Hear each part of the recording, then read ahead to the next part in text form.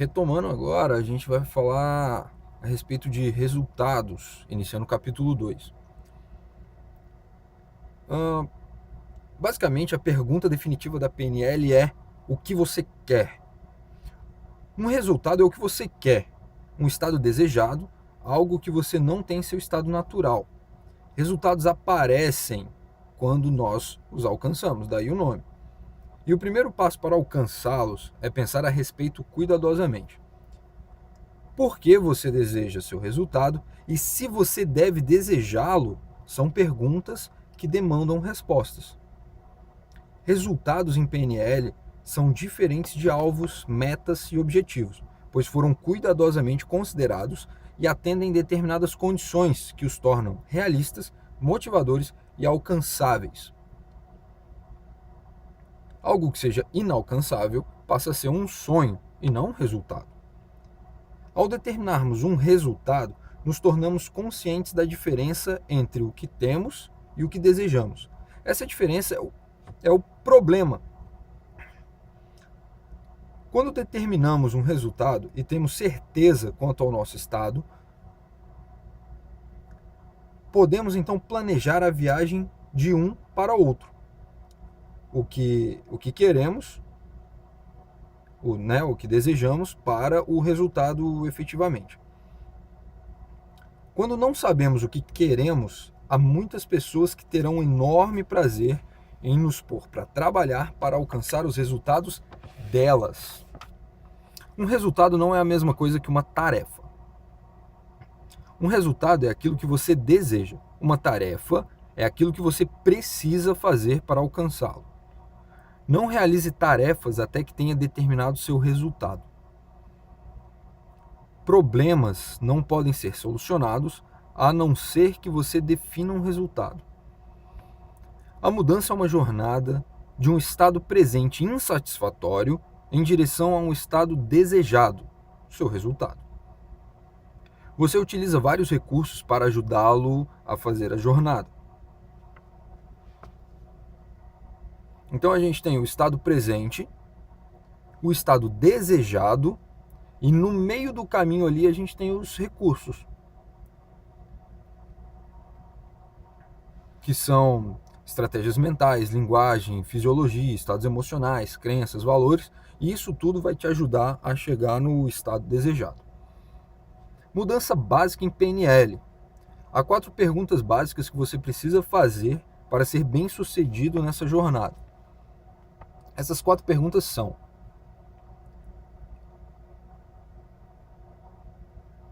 qual a direção que eu estou tomando, né? Para onde eu estou indo?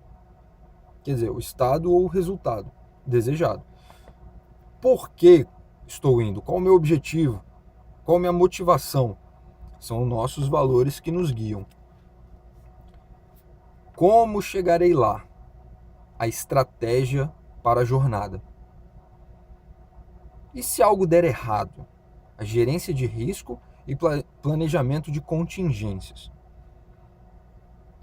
Essas 4 perguntas vão guiar a gente a chegar naquele estado desejado, né, que é o que a gente quer, alcançando os resultados que a gente propôs.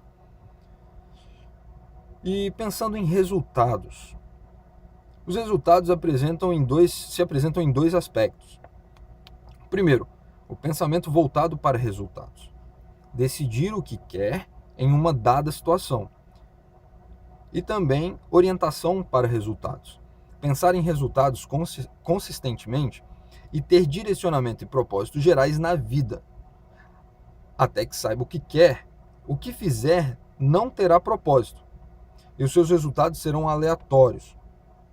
Como eu tinha falado antes, ninguém faz nada aleatoriamente. Você precisa de uma motivação, de um objetivo para fazer alguma coisa. A orientação para resultados lhe dá controle sobre a direção na qual você vai viajar. Você necessita dela em sua vida pessoal e é essencial nos negócios, principalmente para quem trabalha aí no ramo. O oposto ao pensamento voltado para resultados é o pensamento voltado para problemas. Tem uma frase que eu ouvi um tempo atrás aí, que se você busca problemas, se você pensa em problemas, você terá problemas. Agora, se você pensa nos resultados, fatalmente você terá resultados. Então, o pensamento voltado para problemas focaliza aquilo que está errado.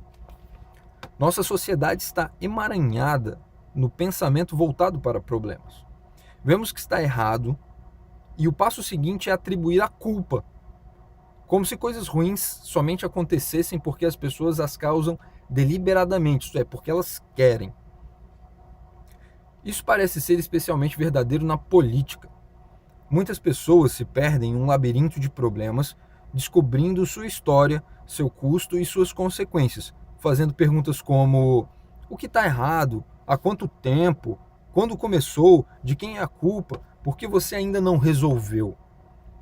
Essas perguntas focalizam o passado ou o presente. Também são garantidas para fazer com que você se sinta pior a respeito do problema, porque realmente enfiam sua cabeça nele.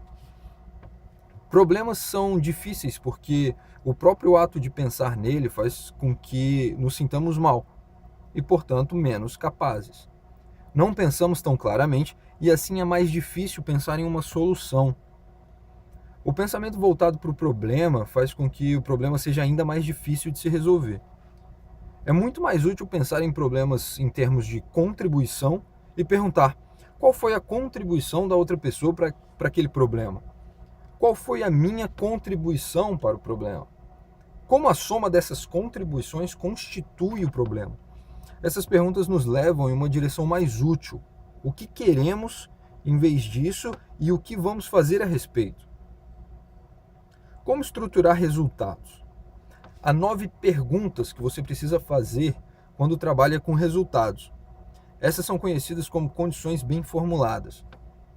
Quando tiver pensado bem nelas, seu resultado será realista, alcançável e motivador. Essas condições se aplicam melhor a resultados individuais. Então vamos à primeira pergunta. O que você quer? Resultados são expressos em positivo. Eu quero tal coisa, eu quero isso, eu quero aquilo. Tem que ser positivo. E não negativo, eu não quero tal coisa. Bom, se você não quer tal coisa, você quer um monte de outras coisas. Foca no que você realmente quer, no que você realmente precisa. Isso não tem nada a ver com pensamento positivo ou com positivo no sentido de ser bom para você.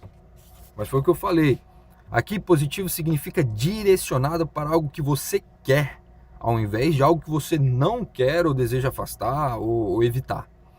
Portanto, se pergunta o que eu quero, ao invés de se perguntar o que eu não quero ou o que eu quero evitar. Por exemplo, perder peso e deixar de fumar são resultados negativos, que podem explicar em parte porque são difíceis de se alcançar. Reduzir desperdício, reduzir custos fixos e perder menos pessoas-chave também são resultados negativos. Como você transforma um resultado negativo em um resultado positivo? Perguntando o que eu quero em vez disso. E o que isso fará de mim? Por exemplo, se você deseja reduzir suas dívidas, você pode determinar o resultado de melhorar o fluxo de caixa para quem trabalha com negócios. A segunda pergunta é sobre evidência. Como você saberá se está tendo ou obteve sucesso? É importante saber se está no caminho certo para seu resultado. Você precisa de feedback adequado.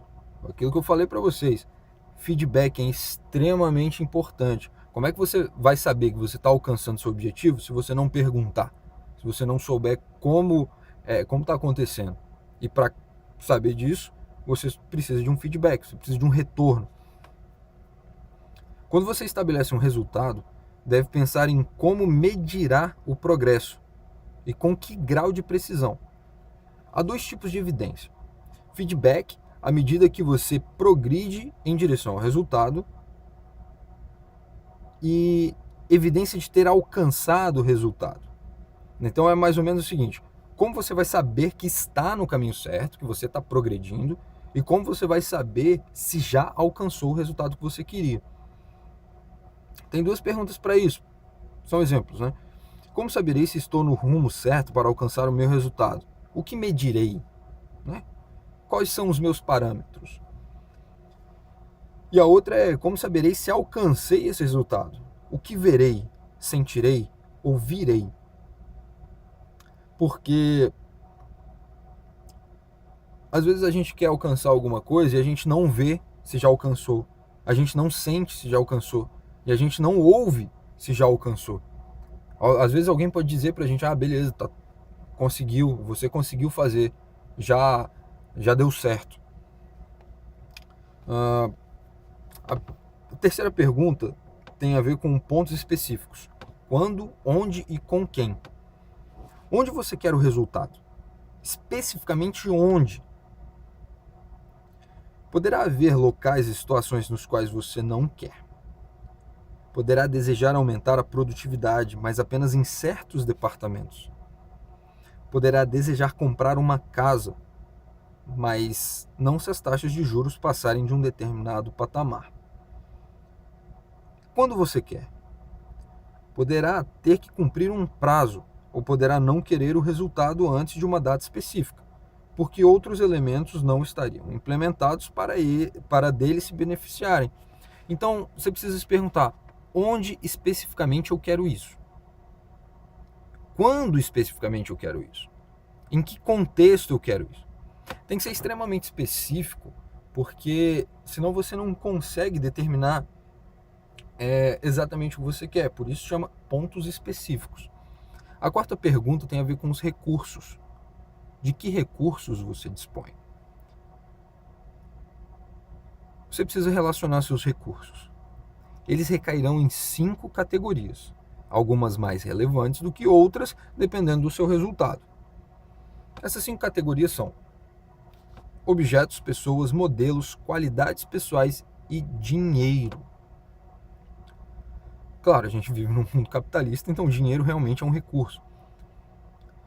Sobre os objetos, os exemplos seriam equipamentos de escritório, por exemplo, prédios, tecnologia, livros que poderá ler, programas de televisão, em vídeo que você poderá ver, fitas que poderá ouvir.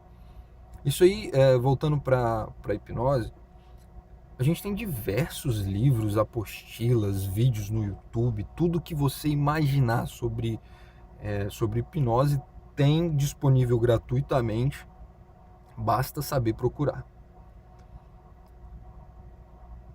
O outro recurso seria as pessoas, né? Por exemplo, familiares, amigos, conhecidos, colegas de trabalho, contatos. Para a gente fazer hipnose, a gente precisa de pessoas, certo?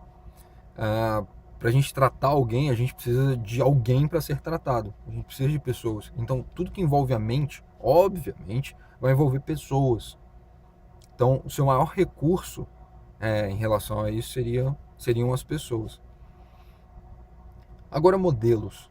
Você conhece alguém que já teve sucesso em alcançar um resultado? Com quem você pode falar? Alguém já escreveu a respeito de sua experiência? Nesse caso, eu posso falar 2 coisas. Primeiro, pro hipnotista, pro terapeuta. Por quê? Às vezes você quer aprender um novo tipo de indução, um novo tipo de processo, um novo tipo de tratamento, e você precisa saber aonde procurar, com quem procurar, falar com quem sabe disso, que pode me ensinar. E o outro seria a respeito do sujeito, do cliente, da pessoa que está sendo tratada, porque às vezes ela quer algo bem específico e que você nunca viu, e você precisa saber aonde procurar, com quem falar, quem já fez esse tipo de tratamento, quem já alcançou esse objetivo que a outra pessoa está querendo. Então, agora, qualidades pessoais. Que qualidades você tem ou precisa desenvolver para alcançar o resultado? Pense em todas as suas habilidades e capacidades pessoais. Também em relação a tratamento, se a gente não souber quais são as qualidades daquela pessoa que a gente está tratando, do sujeito, vai ser difícil a gente direcionar um caminho para ele, certo? Às vezes você quer que ele faça alguma coisa que ele não tem habilidade para fazer. Então tem que estudar a pessoa, analisar a pessoa para saber se ela pode ou não fazer aquilo, se ela tem habilidade ou não para fazer aquilo. E, obviamente, o dinheiro, né, que é um recurso. Você tem o suficiente? Pode levantar o suficiente? Às vezes a gente quer, agora pessoalmente falando, né? Às vezes a gente quer alcançar um objetivo, mas para isso a gente precisa de recurso financeiro, o dinheiro. Muitas vezes a gente não tem disponível no momento, mas se a gente realmente quer fazer, será que a gente consegue levantar o suficiente para fazer aquilo que a gente quer? Agora, a quinta pergunta seria envolvendo controle. Controle do próprio resultado, né? Você pode iniciar e manter esse resultado? Até onde isso está sob seu controle direto? O que pode fazer e o que outros têm que fazer para alcançar esse resultado? Quem o ajudará? Como poderá motivar as pessoas a realmente desejarem ajudar em vez de se sentirem obrigados a ajudá-lo? Você tem que se perguntar: o que eu posso fazer diretamente para conseguir esse resultado? Como posso persuadir outros a me ajudarem? O que posso oferecer a eles para fazer com que desejem me ajudar? Isso aí vai muito da pessoa. Cada um vai ter um jeito de procurar saber se pode começar, né? E se vai conseguir manter o resultado que ele está pretendendo. Por exemplo, sobre tratamento, terapia, né? Uma vez eu fui fazer uma terapia para alcoolismo e a pessoa não queria, ela queria ser tratada, mas não queria largar o vício. Então, basicamente é o seguinte: é melhor nem começar, certo? Porque ele não vai conseguir manter o resultado. O resultado era, obviamente, largar o vício. Só que como a gente entra lá logo na primeira pergunta, o que você quer? Eu quero largar o meu vício. Largar o vício é um resultado negativo. Então a gente já começou errado. Ao invés de começar com um ponto positivo, a gente começou com um ponto negativo. Largar a bebida, o cigarro, qualquer coisa que seja. Então, já começou errado, então era melhor nem ter começado. Qual foi o resultado? Não deu certo. 2 semanas depois, a pessoa voltou a beber e, bom, continuou o vício, né? A sexta pergunta seria a respeito da ecologia. A ecologia que eu falei na aula passada seria ver o resultado de uma forma global.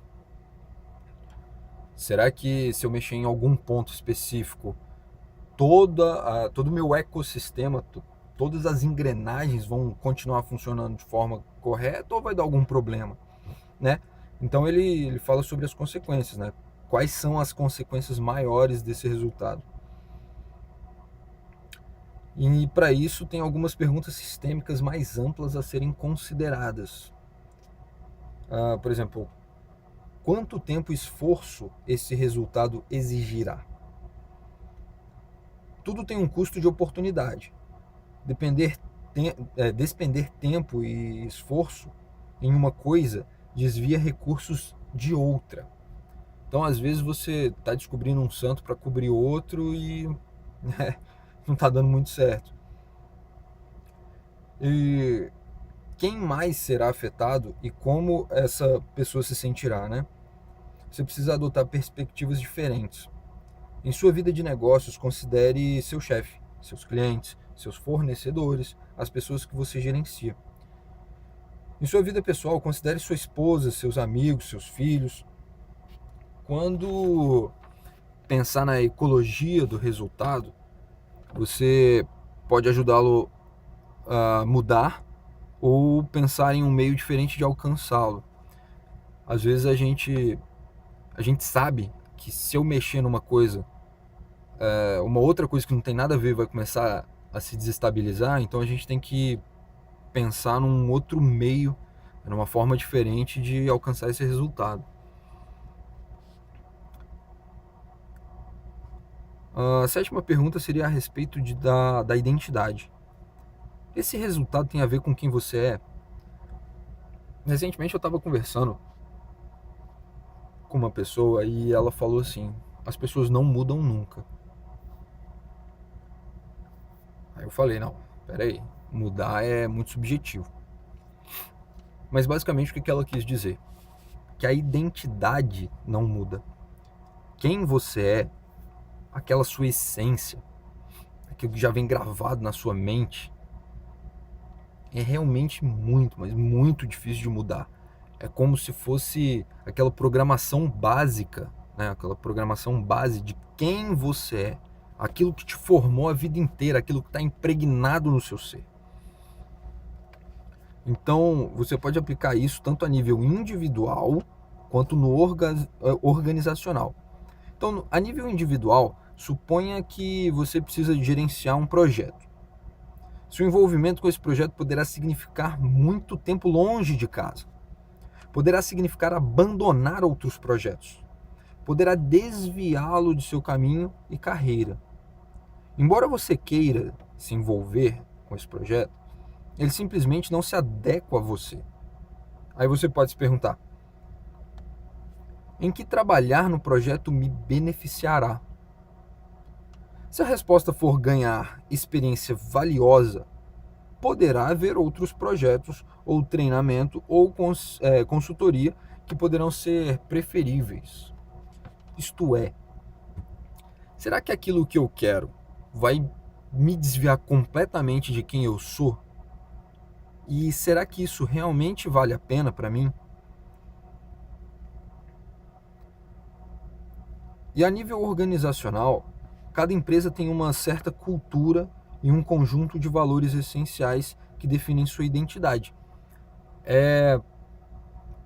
Não é à toa que as organizações são chamadas de pessoas jurídicas. É uma pessoa. E por ser pessoa, ela tem uma cultura, tem um conjunto de valores e tem uma identidade. Os resultados corporativos precisam estar alinhados com essa identidade corporativa. Muitas organizações se perdem ao se diversificarem de áreas nas quais não têm muita experiência. Por exemplo, eu gosto de dar o exemplo da Votorantim, porque ela começou com um suco de laranja. E quem conhece a Votorantim hoje sabe que é uma empresa com diversas áreas, atuando em diversas áreas, que varia até da área da construção civil, da tapeçaria, bebida e por aí vai. Votorantim tem diversos ramos.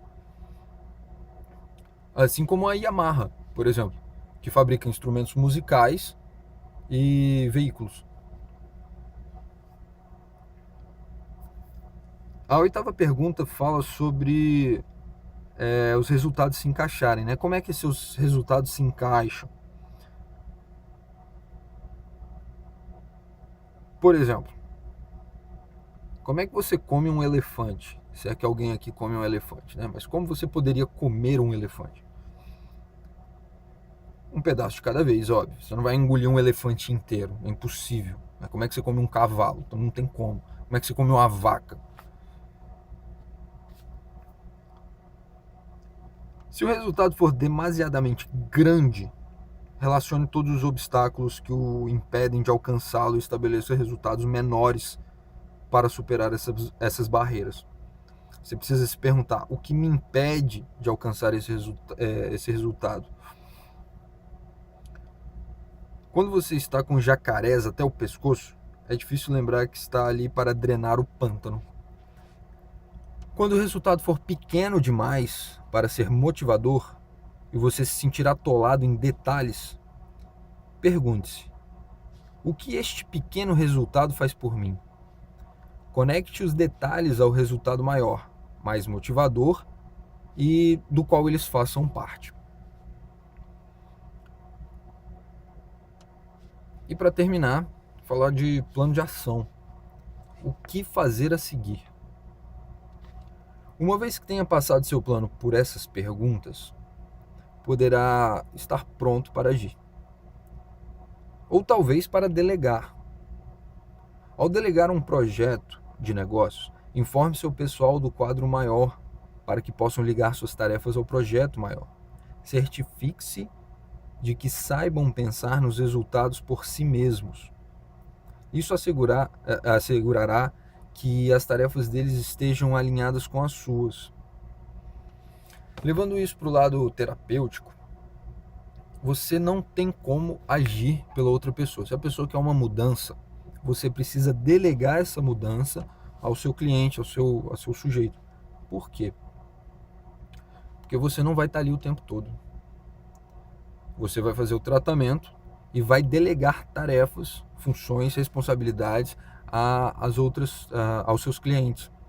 Porque são eles que vão fazer a mudança por si só. Então, fechando essas perguntas de controle de resultado, a gente precisa delinear o que realmente a gente quer para alcançar um resultado. Isso é basicamente a motivação, o que nos motiva a chegar naquilo, né, que a gente quer, a alcançar aquele resultado.